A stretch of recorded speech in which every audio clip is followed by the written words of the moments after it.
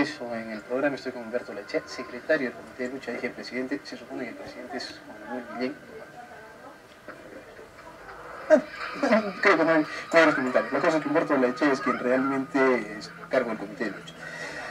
Humberto, bienvenido. Muchas gracias por la invitación. Te invito para ver el tema del canon, pero no puedo dejar de preguntarte. Has estado escuchando la entrevista anterior y estábamos hablando de las invasiones. ¿Tú sabes algo de las invasiones, del empadronamiento de invasores en la autopista Arequipa-La Joya? ¿Has tenido alguna información? ¿Sabes algo? Ligeramente por ahí. Y como la mayoría de ciudadanos, tengo la percepción, en mi certeza, de que esto se ha convertido pues en un vil negocio, aprovecharse de la necesidad de vivienda que tienen muchísimas personas y traficar con esa necesidad, obviamente, porque aquí hay gente que se ha enriquecido con el tema. Desde malos funcionarios, malas autoridades y también, como no, malos dirigentes. Y queda la percepción en la ciudadanía, además del resultado final, que es un desorden terrible para la ciudad, queda la percepción en la ciudadanía de ¿y por qué yo no también tengo derecho a mi terreno? ¿No? ¿Por qué yo no termino invadiendo? ¿Para qué me sirve a mí ser respetuoso de las normas, de las leyes, juntarme dinero, ahorrar, entrar a un programa esto de vivienda que promueve el gobierno o a través de un crédito financiero? Si no falta otro, se trepa a un cerro y se agarra el terreno que este caso no es un cerro, ¿no es cierto? Estamos hablando de terrenos, son varios al lado de la autopista Arequipa-La Joya, y que ya se están vendiendo, según lo que ha dicho, ¿no? O sea, tú puedes llamar y decirle, ¿estás empadronado? Sí, oye, te lo compro, $20.000. Claro, no en esa proporción, ni en esa dimensión, y tiene algo que ver con lo que mencionabas. ¿Hay una ocupación real de esos predios? Por supuesto que no, porque lo que están haciendo muchas personas es ahorrar, ¿no? Están invirtiendo, entre comillas, para su futuro. Repito, sobre la base de una necesidad que no ha sido satisfecha. No es para justificar el resultado final, que insisto, que tiene gravísimos problemas para la ciudad, porque hay un crecimiento desordenado, no planificado, como mencionaba el consejero regional. Cuando vengan las manos para pedir agua, desagüe, luz, colegio, salud, etcétera, etcétera, ¿cómo se va a atender? Ahora, a mí me queda claro que hay que unir la declaración de Juan Manuel Guillén ante los congresistas de Arequipa, los consejeros regionales, el presidente de la Corte, el fiscal decano, los fiscales de prevención del delito que se reunieron para tocar este tema, el jefe de la policía, y cuando él dijo desalojarlos de esos terrenos, va a haber muertos, heridos, violencia, yo no me voy a ensuciar las manos de sangre, que eso lo ve el próximo presidente regional. ¿No te da la impresión de que el empadronamiento es eso, un alargue, una mesida, patear el problema para más adelante? Yo me voy en unos cuantos meses y ya no tengo que ver. No dijo que lo vea la siguiente autoridad, pero sí es patear el problema para que lo resuelva otro. Pero dijo algo más importante, que yo quiero rescatar y que lamentablemente no se le ha prestado mucha atención, y yo lo precisé inclusive en un artículo a través de las redes sociales. El presidente regional habló de un plan regional de vivienda, que es justamente a lo que quería referirme cuando te decía de que acá hay un problema que no está siendo resuelto por las autoridades. No justifica lo que ha sucedido finalmente, pero sí es una explicación necesaria para resolver el problema final, que es la demanda de vivienda que va a haber y va a seguir siendo tramitada de esta mala manera si es que no hay una respuesta seria. Plan regional de vivienda, hagan 4 meses para que se vaya. Así es, pero hay que comenzarlo, hay que hacerlo. Y han pasado efectivamente 4 meses de cuando se anunció. ¿Cuánto ha avanzado? Hace un mes estuvimos en una presentación del gerente regional de vivienda dando los avances sobre este plan. Se ha constituido la comisión, elaborado el reglamento y se están haciendo las coordinaciones con los entes técnicos y que tiene que verse obviamente en coordinación con el gobierno nacional y con la municipalidad provincial y los gobiernos distritales. Es decir, dentro de un plan de ordenamiento territorial que incluye el plan director de Arequipa, ver qué áreas se pueden habilitar para hacer este plan regional de vivienda. En pocas palabras, hemos perdido 8 años para tratar un tema que de todas maneras vamos a tener que resolver. Así que yo hubiese querido que esta comisión y estos esfuerzos por perseguir a los invasores, entre comillas, que es necesario hacerlo desde el punto de vista legal para que no haya impunidad, no haya abocado sus esfuerzos más bien a la resolución de este problema real que falta de vivienda, financiamiento, ordenamiento. Bueno, sí. ¿Se imagina usted, Enrique, que se destinen parte de los recursos, así como en salud, en algún momento tenemos que evaluar cuánto gasta el Estado en atender a un enfermo en nuestro pésimo sistema de salud, incluyendo el de seguridad social, evaluar cuánto le cuesta al Estado darle los servicios a estas poblaciones que los necesitan en forma tan desordenada? Te aseguro que por lo menos es 10 veces más caro acondicionar estas poblaciones en los sitios que han sido invadidos. Va a salir 10 veces más caro que hiciéramos un plan regional de vivienda.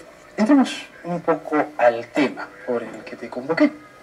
El ministro de Economía y Finanzas, en una conferencia en Palacio de Gobierno, ha reiterado que se va a hacer una redistribución del canon, que la redistribución no es interregiones, es decir, la plata de la región Arequipa no se va a ir a Huancavelí o a otra región, a otro departamento, sino que dentro de la propia región se va a redistribuir. Esto significa que, por ejemplo, no sé, Cerro Colorado, que tiene ingentes cantidades de canon, bueno, verá reducido su canon para poderlo dar a poblaciones altoandinas, a otros municipios dentro de la ciudad que tienen carencias reales, pobreza real. ¿Qué te parece la idea?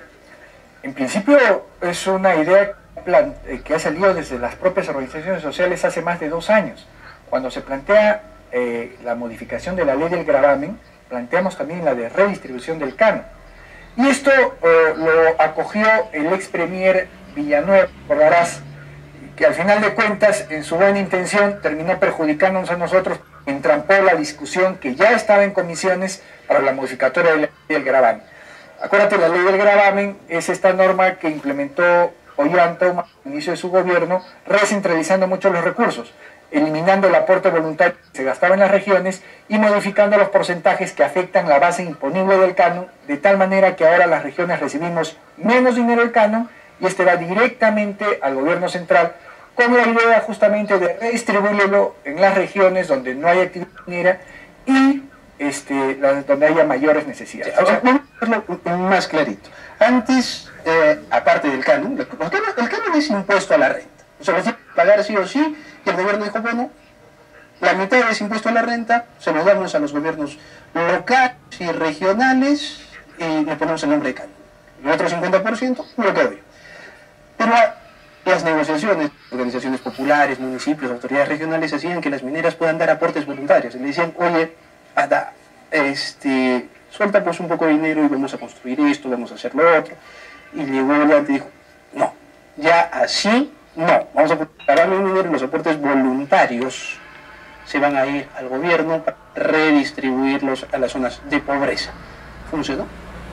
Está haciendo que no, y finalmente muchos de estos programas de asistencialismo social que hay no están siendo tampoco implementados con estos recursos.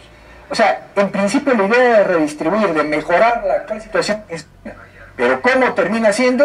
Ese es el problema. Entonces, ante los anuncios del Ministerio de Economía, nos preocupa cómo terminará saliendo del Congreso de la República, donde cualquier cosa puede suceder.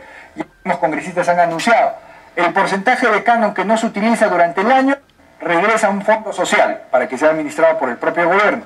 Son parlamentarios congresistas de la bancada del gobierno, oficialistas, o sea, desde ahí ya tenemos alguna dificultad. ¿Qué hay que hacer la reforma? Sí, Enrique.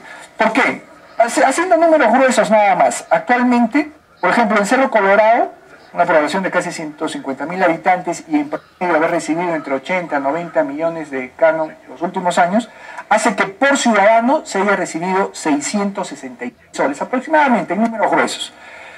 Mientras tanto, que en una población de 2.000 personas, Yarabamba recibe 10.000 soles por habitante. Y el distrito que está al costado, Quequeña, por no ser área de influencia, con una población también de 2.000 habitantes, recibe 400.000 soles. O sea, 200 soles por habitante. O sea, tenemos una distribución que hace que algunos distritos reciban desde 200 soles por habitante hasta otros que reciben 10.000.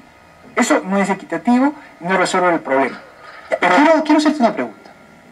Yarabamba ha recibido 10.000 soles por habitante. En promedio de los últimos años.